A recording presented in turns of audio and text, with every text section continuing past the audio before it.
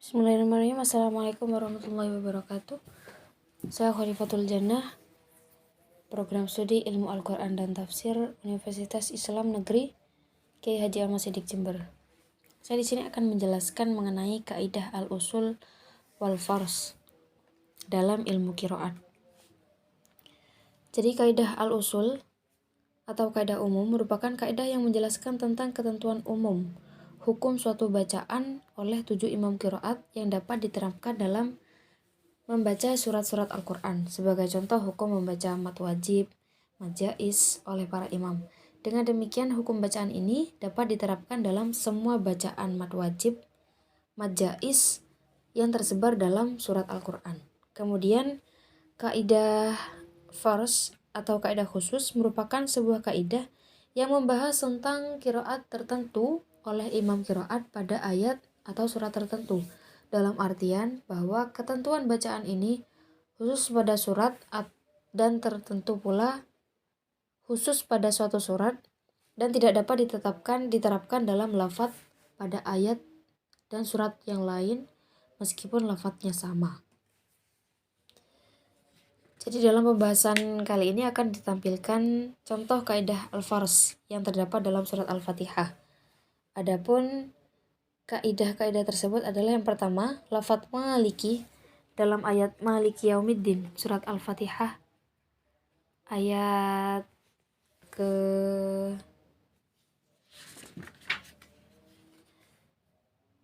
keempat, semisal Al-Kisai dan Imam Asim membaca dengan idba alif, yakni menambahkan alif setelah huruf mim, dalam artian dibaca panjang huruf mimnya, jadi maliki. Selain Imam Kisai dan Imam Asim membaca dengan hadful alif ba'dal mim, yakni membuang alif setelah huruf mim, jadi dibaca pendek, yakni maliki. Seperti itu. Kemudian lafadz as-siratoh pada ayat 5 dan 6 surat Al-Fatihah, Imam Kumbul membaca dengan mengganti huruf shad dengan sin, jadi sirotoh, as-sirotoh dan sirotoh. Pada lafadz tersebut dimanapun berada. Namun perlu diketahui bahwa penulisan kata sirat ini pada kata aslinya adalah menggunakan huruf sin. Jadi as-sirotoh, as-sirat menjadi as-sirotoh. Kemudian Imam Khalaf, rawi dari Imam Hamzah, membaca ismam huruf sin dengan huruf zain dimanapun berada. Sedangkan Imam Khalad dari Imam Hamzah juga membaca ismam huruf sin dengan huruf zain pada surat Al-Fatihah saja. Jadi kalau Imam Khalaf sama-sama dari rawi Hamzah. Imam Khalaf semua sin dibaca dengan zain. Kemudian Imam Khalad membaca ismam huruf sin dengan zain pada surat Al-Fatihah saja, tidak di semua surat. Jadi hal ini dapat dikatakan bahwa cara membaca lafadz tersebut dalam surat Al-Fatihah menurut Imam Hamzah adalah ismam.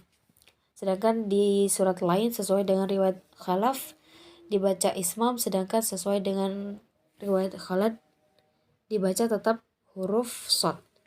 Kemudian para imam selain imam tersebut membaca dengan huruf shad. Selanjutnya adalah isti'adzah dan basmalah. Cara membaca beserta hukumnya. Jadi lafadz isti'adzah ini secara bahasa berasal dari kata istau'adha yastau'idu isti'adzan, yang memiliki arti memohon perlindungan, pemeliharaan dan juga penjagaan. Isti'adzah ini juga disebut dengan ta'awudz, yakni kata yang memiliki arti mencari perlindungan. Jadi seakan-akan orang yang membaca isti'adzah ini mengatakan, aku memohon perlindungan, pemeliharaan dan penjagaan kepada Allah dari syaitan yang terkutuk.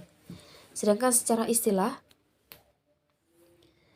arti isti'adzah adalah suatu lafadz yang dibaca oleh seseorang yang hendak membaca Al-Quran untuk meminta perlindungan, pemeliharaan dan penjagaan kepada Allah dari segala godaan syaitan yang terkutuk. Jadi mengenai hukum isti'adzah ini terjadi ikhtilaf di kalangan para ulama. Sebagian ulama berpendapat bahwa Hukum bacaan isti'adzah adalah sunnah, yakni ketika seseorang tidak membacanya maka dihukumi tidak berdosa. Sebagian yang lain juga berpendapat bahwa hukum membacanya adalah wajib. Namun para ulama tersebut sepakat bahwa ia adalah perintah Allah kepada seseorang yang hendak membaca Al-Quran. Hal ini berdasarkan pada Quran surat An-Nahl ayat 98, فَإِذَا قَرَأْتَ الْقُرْآنَ فَاسْتَعِذْ بِاللَّهِ مِنَ الشَّيْطَانِ الرَّجِيمِ. Jadi perbedaan hukum tersebut berasal dari perintah yang ada dalam Al-Quran, dalam ayat tersebut. Karena sigat amr atau sigat perintah dapat memiliki arti yang banyak, yakni bisa diartikan sebagai kemubahan atau sebuah perintah pilihan mau dikerjakan atau ditinggalkan. Juga memiliki arti kesunahan, yakni bagi yang mau melakukan perintah tersebut maka mendapatkan pahala, dan juga bisa memiliki arti wajib, yakni bagi yang meninggalkan perintah tersebut akan mendapatkan dosa. Kemudian untuk sigot isti'adzah ini beragam, namun sigot yang terpilih adalah a'udzubillahi minasyaitonirrajim sebagaimana dalam surat An-Nahl di atas. Jadi sigot isti'adzah ini dapat dikurangi ataupun ditambah. Untuk yang dikurangi cukup membaca dengan a'udzubillahi minasyaiton. Sedangkan yang ditambah adalah a'udzubillahi samii'il alimi minasyaitonirrajim, dan juga a'udzubillahil azimis samii'il alim minasyaitonirrajim. A'udzubillahi minasyaitonirrajim innahu huwas samii'ul alim juga bisa. Jadi bebas dalam membaca ta'awudz atau isti'adzah.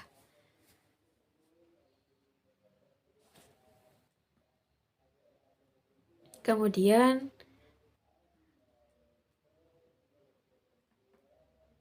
cara membaca isti'adzah menurut Imam 7 sebenarnya ada yang membacanya dengan pelan atau sir, ada yang membacanya dengan jahar.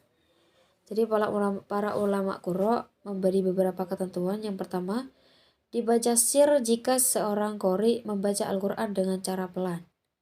Kemudian yang kedua, dibaca sir jika membaca Al-Quran berada di tempat yang sunyi dan sendirian. Yang ketiga, dibaca sir ketika dibaca dalam sholat, maupun sholat sir atau sholat yang jahar, seperti sholat sir, sholat zuhur asar, kemudian sholat jahar, maghrib, isya, dan subuh. Kemudian dibaca jahar jika qori membaca Al-Quran secara jahar dan dengan dihadiri orang yang mendengarkan. Selanjutnya adalah basmalah. Jadi kata basmalah merupakan singkatan dari Bismillahirrahmanirrahim, sama halnya dengan kata hauqalah untuk mengatakan kalimat la haula wala quwata illa billah, dan hamdalah untuk bacaan alhamdulillah dan lain sebagainya. Jadi para ulama sepakat bahwa membaca basmalah ini pada setiap membaca awal surat, kecuali pada surat Al-Baqarah dan At-Taubah, berbeda dengan ulama madhab yang mana masing-masing ada perbedaan pendapat mengenai basmalah ini. Jadi Imam Malik berpendapat bahwa basmalah bukan termasuk surat Al-Quran. Imam Syafi'i berpendapat bahwa basmalah ini adalah termasuk ayat dalam satu surat Al-Quran, lebih-lebih dalam surat Al-Fatihah. Sedangkan Imam Hanafi dan Hambali mengatakan bahwa basmalah ini adalah ayat tersendiri. Jadi antara surat dan surat terdapat ayat tersendiri yang terpisah. Jadi bukan termasuk ayat dalam surat Al-Fatihah maupun lainnya yang berfungsi sebagai pemisah antara dua surat. Dengan demikian, bagi seseorang yang hendak membaca Al-Quran, seyogianya ia membaca bacaan isti'adzah dan basmalah. Sedangkan cara membaca kedua kalimat tersebut dapat dibaca waqaf, berhenti, atau dibaca wasol antara isti'adzah dan basmalah. Jadi ketika dibaca wasol dibaca dengan a'udzubillahi minasyaitonirrajim bismillahirrahmanirrahim. Jadi dibaca wasol. Adapun caranya boleh dilakukan dengan 4 cara. Yang pertama waqaf. Jadi masing-masing isti'adzah maupun basmalah dibaca waqaf. Isti'adzah sendiri, basmalah sendiri. Jadi kemudian yang kedua adalah waqaf pada isti'adzah dan membaca wasol pada basmalah dan awal surat. Seperti halnya surat Al-Ikhlas, jadi dibaca waqaf terlebih dahulu isti'adzahnya atau ta'awudnya. Kemudian basmalah dan awal surat dibaca wasol. Bismillahirrahmanirrahim. Qul huwallahu ahad. Jadi dibaca wasol. Kemudian yang ketiga adalah membaca wasol antara isti'adzah dan basmalah dan waqaf pada basmalah.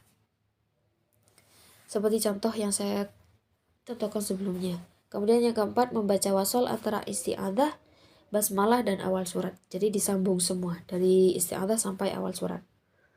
Cara di atas adalah cara ini adalah ketika membaca awal surat atau mengawali membaca surat-surat Al-Quran kecuali surat At-Taubah. Sedangkan ketika tengah surat maka boleh membaca basmalah atau tidak dan cukup membaca isti'adzah saja. Adapun hukum membaca basmalah antara dua surat bagi Imam 7 sebagai berikut. Yang pertama qaulun Ibnu Katsir, Asim dan Al-Kisai membaca antara dua surat dengan bacaan basmalah. Jadi memisahkan antara dua surat dengan bacaan basmalah. Kemudian Hamzah membaca wasol akhir surat dengan awal surat tanpa membaca basmalah. Jadi surat yang pertama dan kedua dibaca wasol tanpa ada basmalah. Kemudian yang ketiga adalah Imam Wars, Abu Amr, dan Ibnu Amir mempunyai 3 bentuk, yakni yang pertama memisahkan dua surat dengan basmalah, kemudian membaca wasol kedua surat, kemudian membaca saktah. Jadi diberi jeda sejenak tanpa nafas antara dua surat tanpa membaca basmalah. Dan cara membaca basmalah di antara dua surat ada 3 cara. Yang pertama, waqaf pada akhir surat dan pada basmalah. Kemudian yang kedua, waqaf pada akhir surat dan membaca wasol basmalah dengan awal surat berikutnya. Yang ketiga, wasol antara akhir surat dan basmalah dan wasol juga dengan awal surat berikutnya. Jadi surat pertama semisal surat Al-Fatihah dan Al-Baqarah disambung, diberi basmalah di antara surat tersebut dan dibaca wasol dari akhir surat hingga awal surat Al-Baqarah.